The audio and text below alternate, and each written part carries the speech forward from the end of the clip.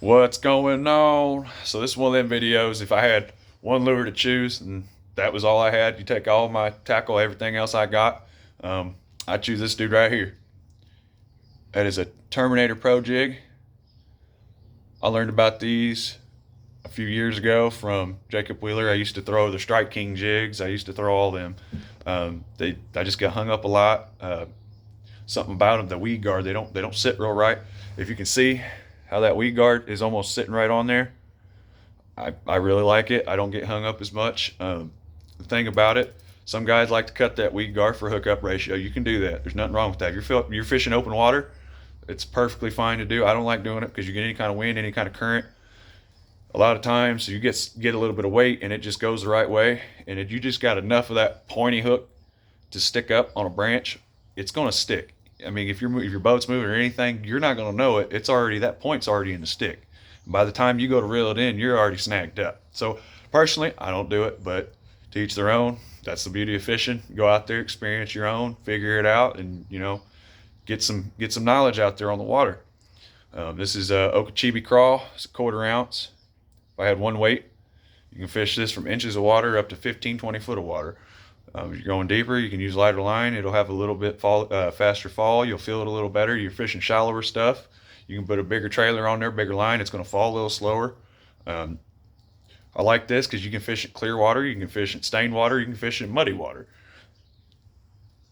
Thing is, you're going with muddy water. Probably going to put a black and blue trailer on there. Caught a lot of fish like that. If you're going with like stained or clear water, you're probably going to put like a green pumpkin on there. It just depends on how you fish it. There's so many different ways to fish a jig. Gerald Swindle. If you guys don't know who Gerald G-Man Swindle is, he is one of my favorite pro fishermen. He's been doing it probably longer than I've been alive. He has great seminars on positive mental attitude. He's one of the greatest fishermen ever. But I take a lot of lessons from that man. You watch his stuff because he doesn't just teach about fishing. He teaches about being a good person. But we're talking about fishing right now. But he says what separates you from everybody else and being a good jig fisherman is how you use it and how you look at it. And it can't be any more right. I mean, this thing is so versatile. I mean, you can skip it under docks. I can flip and pitch it under laydowns. I mean, you name it, you can do it. You can swim them. You can pop them off the bottom. You can drag them on the bottom.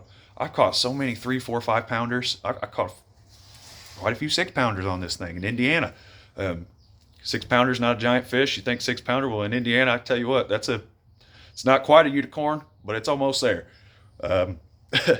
We got some big ones, but 6 pounds in Indiana, it's a pretty good fish.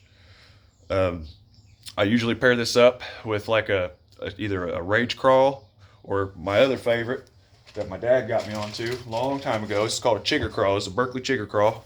You guys follow Mike Iaconelli. He uses these a lot. This is the green pumpkin.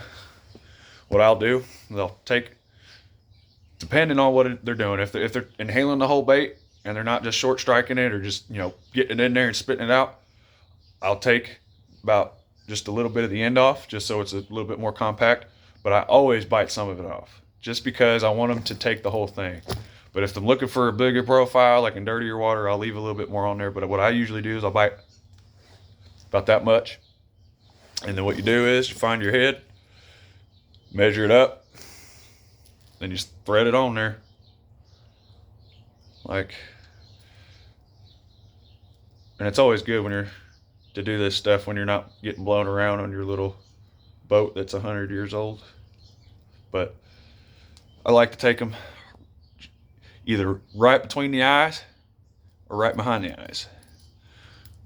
And these, they have rattles, so you can get a little bit of noise out of them. But when it's all said and done, you get that out of it. And what I also like to do, you see how that skirt's kind of hanging over them pinchers? I'll take some skizzers, Old Faithful skizzers over here. I'll take that skirt and I'll just trim it up a little bit. You ain't got to count threads. You ain't got to do none of that crazy stuff.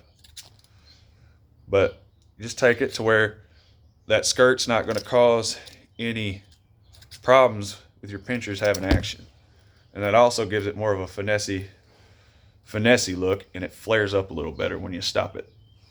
But while you're swimming it. You ain't got them skirts just stopping your action. Again, one of the most versatile baits you could ever use. A lot of people get discouraged because they don't get a lot of bites or they don't catch fish on them. I'm telling you, give it a try. Spend the time out there and you will catch fish. Don't get discouraged. Just go out there and it's bass fishing. Fishing is fishing. You got to get out there and grind. If you don't grind, well, it may not be for you. You may be better off just going out and watching it on TV. But hopefully this gives some people some tips. Hopefully help you out, guys who don't know about jig fishing or the ins and outs of it. But good luck, y'all. Hope it helps.